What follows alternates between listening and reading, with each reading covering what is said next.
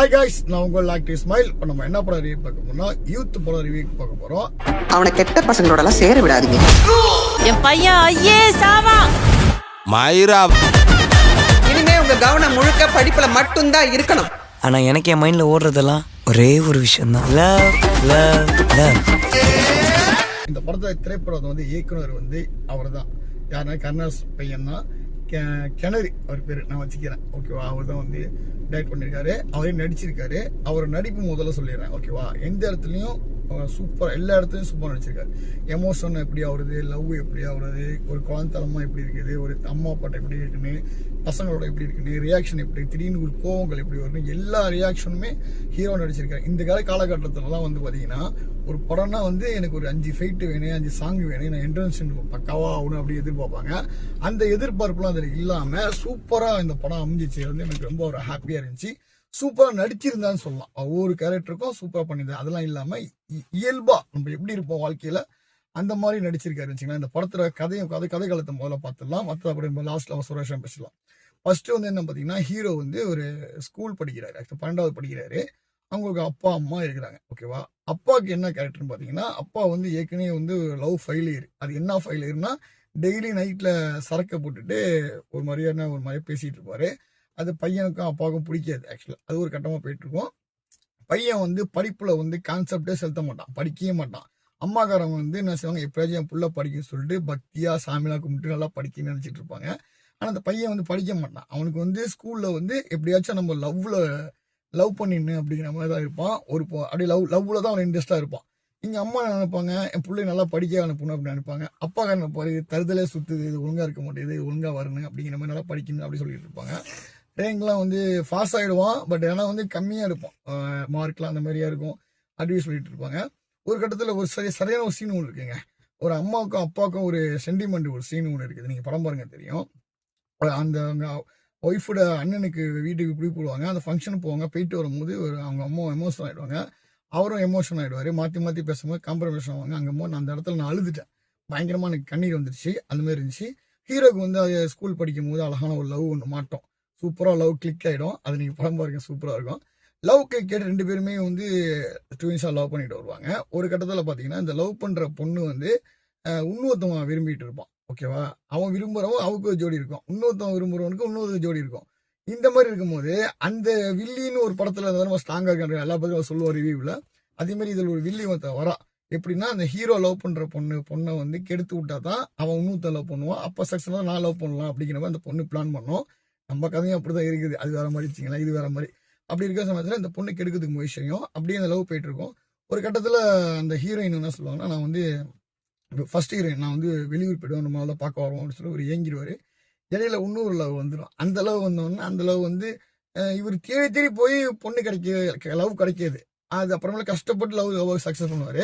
இந்த பொண்ணு ஊருக்கு போனவொன்னே ஒரு பொண்ணு தானாக்கே வந்து ஒரு கனெக்ட் ஆகும். அது எப்படி அது கனெக்ட் ஆகுதுன்னா, ஒரு ஃபேஸ்புக் மூலியமாக கனெக்ட் ஆகும். நம்ம படத்துலையும் இருக்க போகிற படத்துலையும் ஃபேஸ்புக் வாட்ஸ்அப்லாம் அப்போ தான் 2000 வருது. நானும் அப்போ தான் படிக்கும் போது, நானும் வந்து ஸ்கூல் படித்தேன், 10th படித்தேன். இது 12th மேட்டராக போகுது. ஆக்சுவலாக என் படத்தில் ஹீரோயின் கூட சொல்லி காமிச்சு வரும்போது கூட சொல்லி காமிச்சு அவங்களுக்கே தெரியும், ஃபீட் பண்ணியிருப்பாங்க. ஏன்னாப்பா இஸ்மாயில் சார் சொன்னது வந்து அப்படியே அதில் வருது அப்படிங்கிற மாதிரி செலக்ஷன்ஸ்லாம் அது மாதிரி இருக்கும். அதுக்கப்புறம் நெருங்கி வர லவ்வையும் வந்து இவர் அவாய்ட் பண்ணுவார். ஒரு கட்டத்தில் அந்த பொண்ணு ஒரு எமோஷன் ஆகுது. அந்த பொண்ணை தான் வந்து கட்டி பிடிச்சோன்னு முன்னாள் காதலி வந்துருவாங்க. வந்த உடனே செம ஷாக்கிங்காக இருக்கும். அதுக்கப்புறமேல இன்னும் ஒரு கேரக்டர் பயங்கரமாக வரும். அவங்க ஃப்ரெண்ட்ஸ் எமோஷன் பண்ணுறதெல்லாம் பயங்கரமாக இருக்கும். அதுக்கப்புறம் என்ன ஆச்சு அப்படிங்கிறது, கால் சேர்ந்துச்சா சேரலையா, அப்புறமேல என்ன போச்சு, அவங்க ஃபேமிலியில் வந்து அவங்க அம்மா நல்லா பிள்ளைய படிக்க சாதிச்சாங்களா, அப்பாக்குள்ள டெய்லி சாக்க போட்டு ஒரு விஷயம் பேசிட்டு இருப்பாரு. ஓகேவா, அது வந்து பையனுக்கு பிடிக்காது. அது என்ன விஷயம் பேச போறாரு அப்படிங்கிறது அது ஒன்று பார்க்கணும். செகண்ட் ஹாஃப் வந்து பயங்கரமாக போகும். அதுக்கப்புறம் 3வது உள்ள வரும். ஓகேவா, 3வது உள்ள வரும்போது அது சூப்பராக இருக்கும். எல்லாத்தையும் சொல்லிட்டு அவங்களுக்கு சோஷம் போகுது, பயங்கரமாக இருக்கும். அந்த 3வது லவ் நல்லா இருக்கும். பட் அந்த பொண்ணு ரொம்ப உங்களுக்கு வந்து அந்த கெடுத்துறதுக்காக ரொம்ப ட்ரை பண்ணிச்சேன். அந்த பொண்ணுக்கு என்ன ஆச்சு அப்படிங்கிறது வந்து நம்ம படம் முடிகிற வரைக்கும் காமிக்கவே இல்லை டேரக்டர். ஃபர்ஸ்ட் லவ் வந்து சூப்பராக இருக்கும். அவங்க வந்து லவ் பண்ணி தான் இருப்பாங்க. ஆக்சுவலாக ஊருக்கு போயிட்டு வர 10 15 வரக்க மாட்டேன், போயிட்டு வர சொன்னோன்னா இவன் தப்பாக நினச்சிக்குமா, அந்த பொண்ணு ஆகிடும். அந்த பொண்ணு கதையும் வந்து ஒரு கண்டினியூட்டி இல்லாமல் போயிடும். அது என்னாச்சுன்னு தெரியல. இந்த படம் பார்க்கும்போது எனக்கு டிராகன் படம் தான் எனக்கு ஞாபகம் வந்துச்சுங்க. சில சீன்ஸ்லாம் இருந்துச்சு, இல்லாமல் இருக்காது. ஏன்னா இப்போ நானே என் கதையை பார்த்தீங்கன்னா வந்து டிராகன் ரியாக்ஷன் நடிச்சிருப்பாங்க. எடுத்துருவாங்க. அந்த படத்துல இருக்கும், இது நம்ம நல்லா இருக்கும், ராஜாநிலையில இருக்கும்.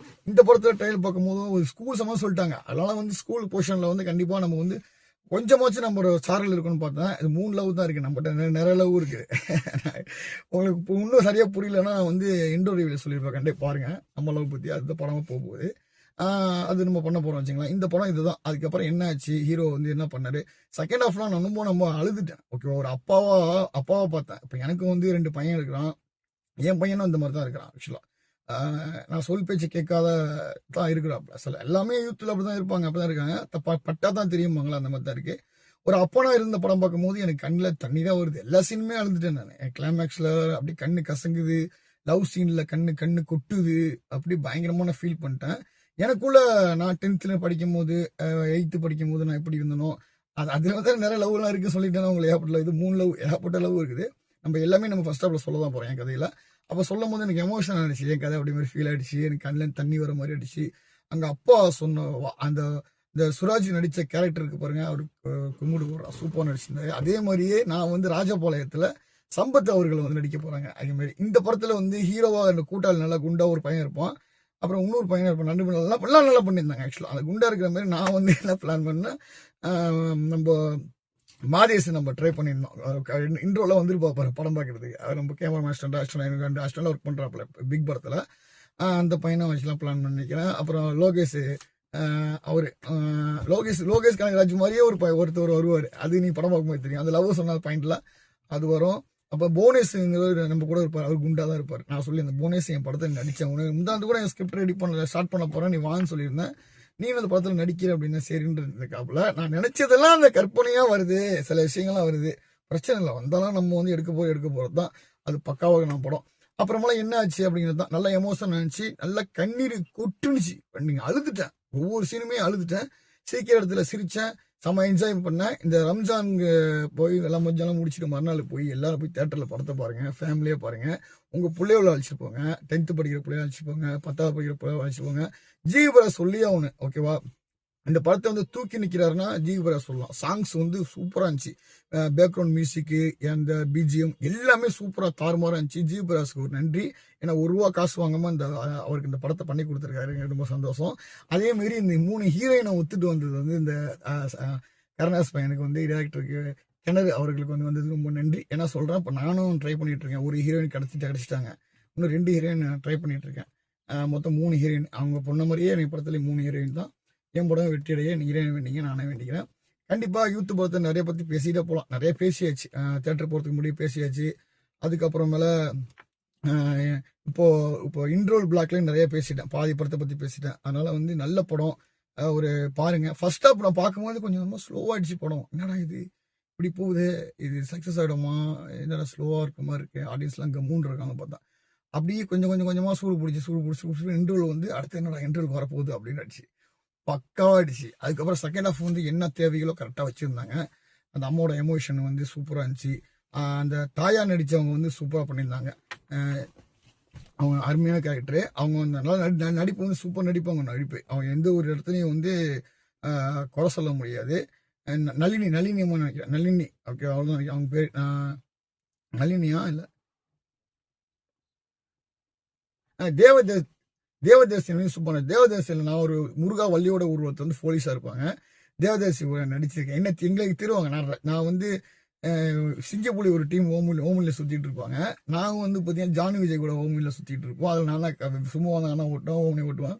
ஒரு ரவுடி கும்பலாக இருப்போம், அதை தேடிட்டு வருவாங்க. அப்போ வந்து போலீஸா இருந்தது வந்து அந்த தேவதேசி மேடம் தான் வந்தாங்க. அவங்க வந்து நல்லா நடிச்சிருந்தாங்க. நேராக பார்த்துருக்கேன், அப்போ நடிச்சிருக்கேன், இதுலேயும் நடிச்சிருக்கேன். சந்தோஷமா இருக்கு. நிறைய சினிமா பத்தி சுவாரஸ்யமான விஷயங்கள் பேசுவோம். கண்டிப்பா யூத் படத்தை போய் தேட்டர்ல பாருங்க. புது இயக்குனர் வாய்ப்பு கொடுங்க. நல்ல மனிதர், நல்லா சூப்பரா எடுத்திருக்காப்புல. அவர் முயற்சியை பாராட்டுறேன். இந்த படம் எடுக்கிறதுக்கு முக்கிய காரணமா இருந்தது வந்து தனுஷ் நினைக்கிறேன். நீங்க நிறைய கால் சொல்ற, அப்ப நான் நிறைய பேர் சொல்லிட்டு இருந்தேன். ஆக்சுவலா நிறைய முக்கியமா சொல்லிட்டு இருந்தேன். என்னோட ப்ரொடியூசரை சொல்லும் போது கூட சூப்பரா இருக்கு, நானே டைரக்ட் பண்ணேன் அப்படின்ட்டாரு. ரொம்ப சந்தோஷம். நான் சேர்ந்து பண்ணுவோன்னு ஓகேன்னு இருக்கோம். என் படமும் வெற்றியடைய இறைவனை வேண்டிங்க. கண்டிப்பா வெற்றி அடையும். நான் ஒரு ஷார்ட் ஃபிலிம் பண்ணியிருக்கேன். அதுவும் வந்து ஃபர்ஸ்ட் லுக் போஸ்ட் ரிலீஸ் பண்ணுவேன். அப்புறம் டேட் எப்போ ரிலீஸ் பண்ணுறேன் உங்களுக்கு கண்டிப்பாக சொல்கிறேன். அதுக்கும் சப்போர்ட் பண்ணுங்க. ஏன்னா டேரக்டர்னா ஒரு படம் எடுத்து முடிச்சா தான் ஒரு டேரக்டர்னு பேர் எடுப்பாங்க. அதே மாதிரி அதுக்காக மட்டுமே நான் ஒரு 2.5 நிமிஷம் எடுத்திருக்கேன். அதுக்கப்புறமேல இன்னும் ஒரு 3/4 மணி நேரம் இருக்கும் சம்திங். அது ஒரு படம் எடுக்க வெயிட்டிங்கில் இருக்கேன். அதுக்கப்புறம் பார்த்தீங்கன்னா ஒரு 1/2 hour படம் ஒன்று எடுக்க வெயிட்டிங்கில் இருக்கேன். அதுக்கப்புறம் பிக் படம் போகிறது ரெடியாக இருக்கேன். 2.5 மணி நேரமோ 2.25 நேரமோ இல்லை சம்திங் 2.25 படத்தை வந்த மாதிரி ஒரு படம் பண்ணலான்னு இருக்கேன். பெரிய பிக் படம். அதுக்கு எனக்கு ப்ரொடியூசர் கிடச்சிருக்கு. ஓகேவா, அதுக்கு வந்து கோடான கோடி இந்த ப்ரொடியூசருக்கு நன்றி தெரிவிச்சுக்கிறேன். ப்ரொடியூசர் டேரக்டர், நானும் டேரக்டர் 2 பேரும் சேர்ந்து பண்ணுறோம். இப்போ வந்து இப்போ இவர் பண்ணுவார், 2 பேர் டேரக்ட் சேர்த்து போடுவாங்க படம். பார்த்து இது எல்கேஜி படத்தில் பார்த்தீங்களா போடுவாங்கள்ல, அதே மாதிரி நம்ம 2 டேரக்டர் போட்டு பேரை போட்டு நாங்கள் படத்தை எடுப்போம். கண்டிப்பாக சப்போர்ட் பண்ணுங்கள். நீங்கள் இல்லை நான் இல்லை.